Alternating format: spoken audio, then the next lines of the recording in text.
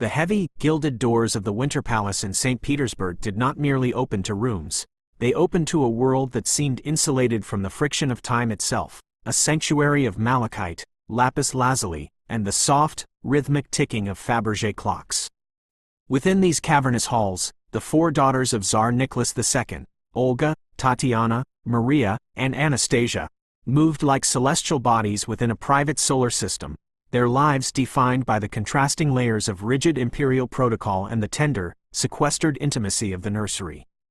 To the outside world, they were the OTMA acronym, a collective symbol of the Romanov dynasty's continuity, yet behind the granite walls, they were individual souls navigating the fragile bridge between the Victorian morality of their mother, Empress Alexandra, and the gathering storm of a 20th-century revolution.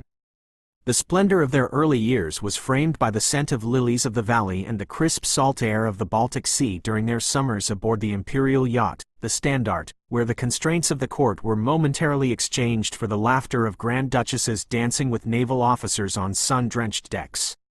However, the opulence of the Winter Palace served as a gilded veil that obscured a deepening domestic shadows, primarily the agonizing secret of their brother Alexei's hemophilia, a condition that tethered the sisters to a life of constant vigilance and emotional stoicism.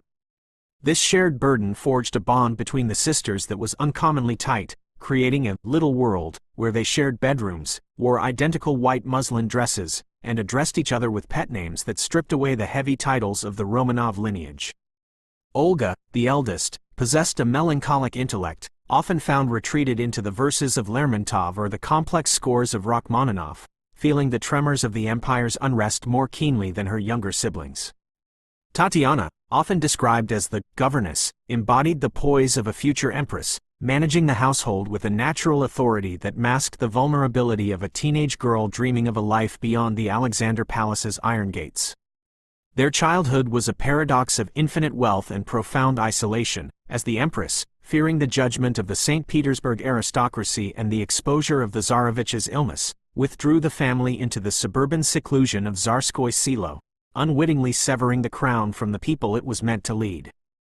As the sun began to set on the Romanov era, the architectural magnificence of their residences, the Catherine Palace with its amber room and the Winter Palace with its Jordan staircase, became silent witnesses to the slow erosion of the Romanovs' social standing. The Grand Duchesses, once the most eligible princesses in Europe, found their marriage prospects dwindling as the Great War approached, not for a lack of beauty or dowry, but because the Romanov court had become a vacuum of political influence, haunted by the controversial presence of Grigory Rasputin. The sisters' devotion to their mother forced them to accept the starets into their inner sanctum, viewing him not as the charlatan the public perceived, but as the only man capable of staving off their brother's death.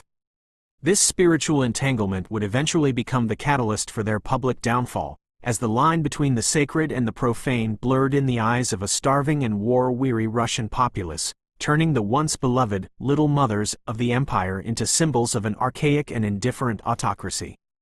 The arrival of 1914 shattered the porcelain tranquility of the Grand Duchesses' lives, as the distant echoes of a gunshot in Sarajevo transformed the Winter Palace from a venue of crystalline balls into a somber center of war mobilization. No longer were the sisters occupied with the trivialities of court gossip or the arrangement of lace. Instead, the eldest, Olga and Tatiana, traded their silk gowns for the austere gray and white uniforms of the Red Cross. Within the infirmaries of Tsarskoye Selo, the splendor of their former lives was replaced by the visceral reality of the front lines, the stench of gangrene, the agonizing screams of the wounded, and the sight of shattered men who had once worshipped the Romanov name. Tatiana, in particular, displayed a clinical fortitude that surprised the imperial physicians, assisting in complex surgeries and cleaning festering wounds with a steady hand that betrayed no hint of her sheltered upbringing. This period of service humanized the sisters in a way the palace never could, yet it also exposed them to the poisonous atmosphere of a Russia that was rapidly losing faith in their father's divine right to rule. While the elder sisters labored in the hospitals, the younger two, Maria and Anastasia, became the patronesses of the smaller infirmaries, visiting the wounded to play chess, write letters home for the illiterate, and provide a fleeting sense of warmth to the dying. However, the shadow of the holy man, Rasputin, continued to loom over them, casting a pall of suspicion that even their charitable works could not dispel. In the corridors of power and the breadlines of Petrograd, rumors swirled that the Empress and her daughters were German sympathizers, or worse, pawns of a Siberian mystic who was leading the country to ruin. The Romanov girls, insulated by their devotion to their parents, remained largely oblivious to the depth of the vitriol directed at them, even as the very soldiers they nursed began to whisper the word, revolution. The grand halls of the Alexander Palace, once filled with the scent of perfume, now felt like a gilded cage where the family huddled together, their world shrinking as the political landscape outside transformed into a maelstrom of red banners and angry oratory. The climax of this domestic decline arrived in the freezing February of 1917, when the centuries-old Romanov dynasty collapsed not with a roar, but with the weary resignation of a czar who had run out of options. As Nicholas II signed his abdication on a train stalled by snow and sabotage, his daughters were trapped in the Alexander Palace, battling a severe outbreak of measles that left them drifting in and out of consciousness.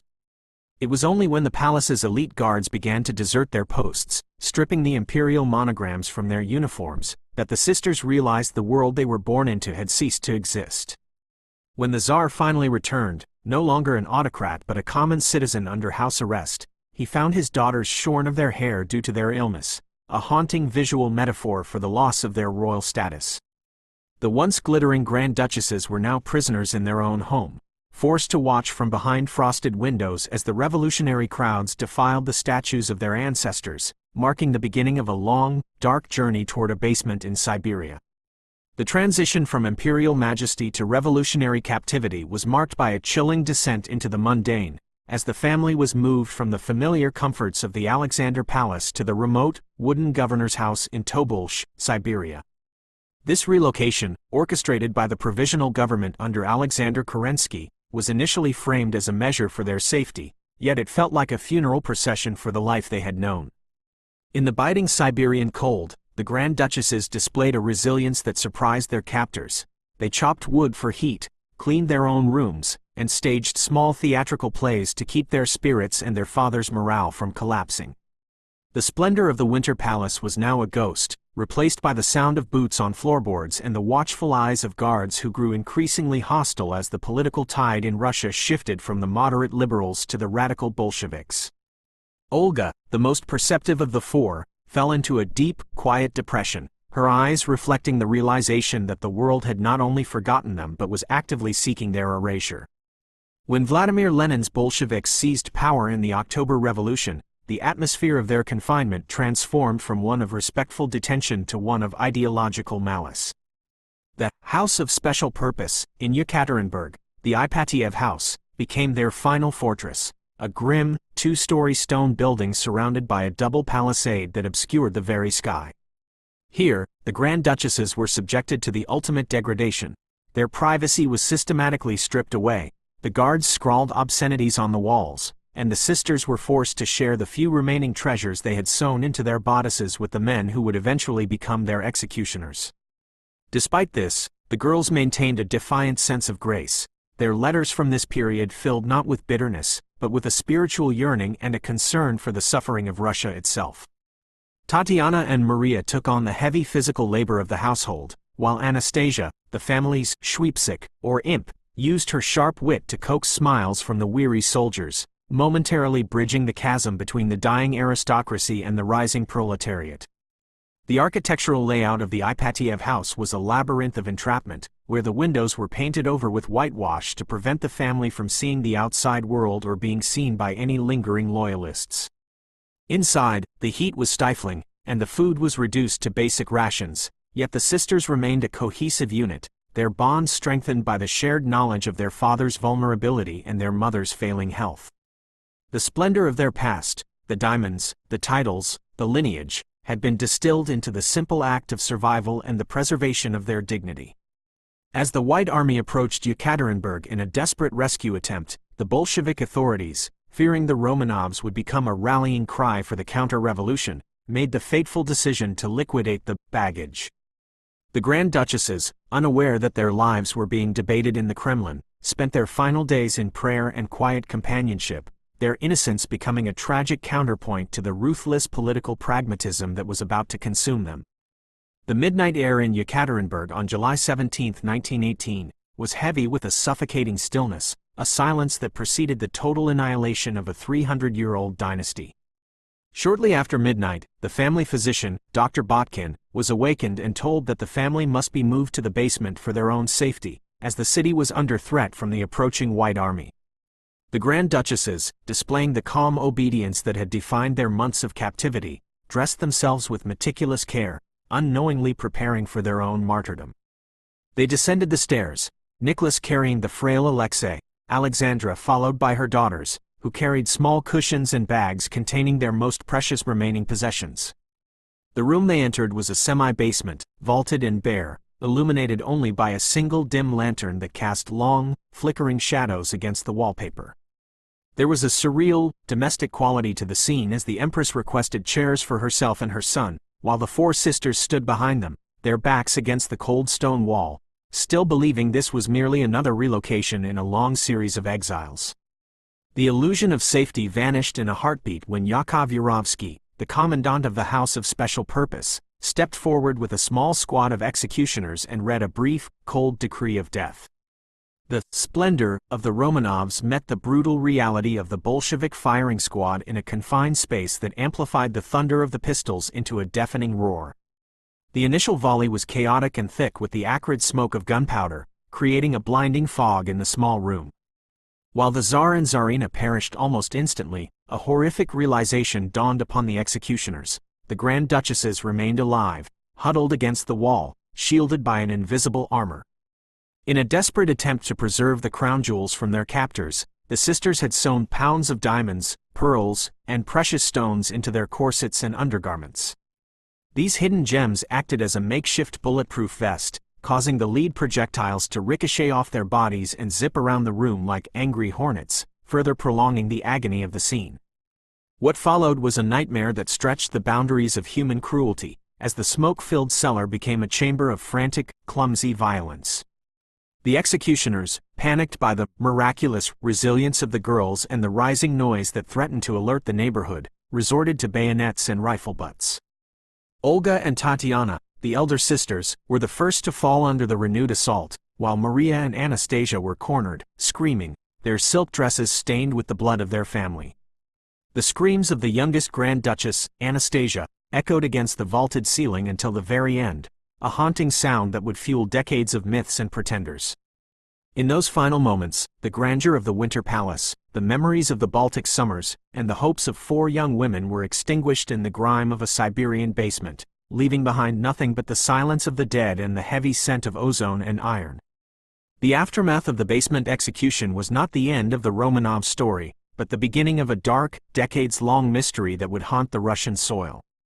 In the pre-dawn hours, the bodies of the Grand Duchesses were unceremoniously loaded onto a truck and driven into the dense Koptyaki forest, where the Bolsheviks attempted to erase every physical trace of the imperial line. In a frantic effort to prevent the remains from becoming relics for monarchist sympathizers, the executioners stripped the bodies, discovering the fortune and jewels hidden in their clothing, and used sulfuric acid to disfigure their features before throwing them into a shallow pit at the Ganina Yama mine. However, the burial was so poorly executed that the bodies were moved again to a desolate stretch of road known as Porozenkov Log, where they were buried beneath railroad ties. For 70 years, the Soviet Union maintained a wall of silence, officially acknowledging only the death of the Tsar while leaving the fate of his daughters in a state of purgatorial uncertainty, allowing the seeds of legend to take root in the absence of truth. The lost splendor of the Winter Palace lived on through the persistent myth of survival, most notably the saga of Anna Anderson, who claimed for years to be the Grand Duchess Anastasia. This narrative of a miraculous escape offered a desperate sense of closure to a world horrified by the brutality of the family's end, suggesting that perhaps one of the sisters had carried the Romanov flame into the safety of the West. Yet, the cold reality of science eventually dismantled the romanticism of the pretenders. In 1991, following the collapse of the Soviet Union, the burial site at Porozenkov Log was officially excavated, revealing a jumble of bones that told a story of profound violence. DNA testing, facilitated by Prince Philip, Duke of Edinburgh, a grandnephew of Empress Alexandra, confirmed that the remains were indeed those of Nicholas, Alexandra, and 3 of their daughters. It wasn't until 2007 that a second, smaller grave was discovered nearby, containing the charred fragments of the remaining two children, Alexei and most likely Maria, finally reuniting the family in the ledger of history. In a poignant reversal of their revolutionary exile, the remains of the Grand Duchesses were returned to St. Petersburg in 1998, 80 years to the day after their murder. They were interred in the Peter and Paul Cathedral, the traditional resting place of the Romanov Tsars, in a ceremony that sought to reconcile modern Russia with its imperial past. The Grand Duchesses, once symbols of an archaic autocracy and later victims of a ruthless ideology, were canonized as passion-bearers by the Russian Orthodox Church, their images now adorning icons in cathedrals where they once prayed as children. The Winter Palace still stands today as the Hermitage Museum, its malachite vases and gold leaf restored to their former glory, yet the rooms remain haunted by the absence of the four sisters who once filled them with laughter and music. Their legacy is no longer found in the weight of a crown or the glitter of a diamond, but in the enduring, human tragedy of four young lives caught in the gears of a changing world, a reminder that while empires fall and palaces crumble, the memory of innocence lost remains an indelible mark on the soul of history. Quote,